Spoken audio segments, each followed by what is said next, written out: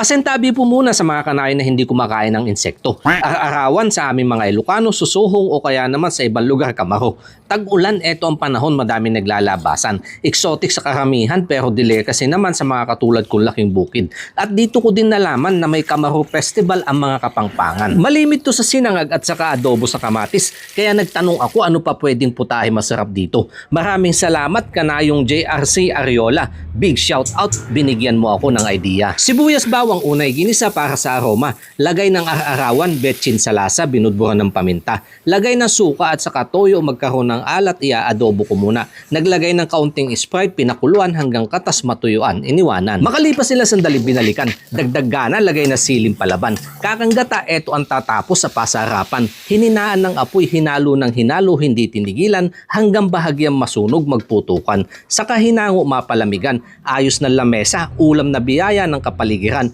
Mayaman sa protina, panlaman tiyan. Panalo din sa pulutan. Pero maaga pa naman putahe na unang matitikman, sa kanin ko muna susubukan. Maraming salamat po sa pinagkaloob mong biyaya ngayong araw. Basbasan po ito in Jesus' name. Amen. Ayos nga din.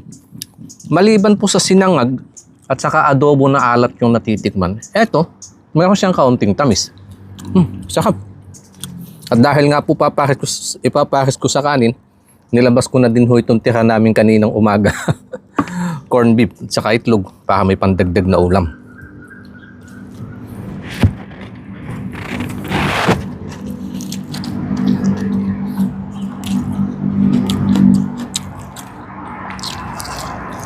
Sarap. First time ko ho siyang sinubukan.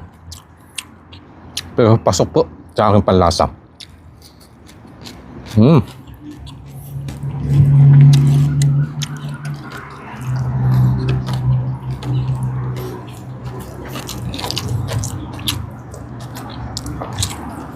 Maraming salamat po sa mga comment ng ating mga kanayon. Yan kasi sa tulong po ninyo, nakakuha din ako ng idea.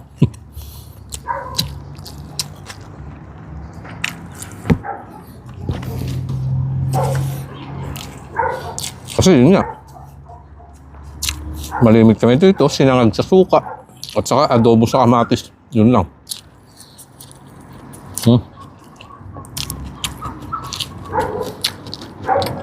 Gusto ko to. Sarap.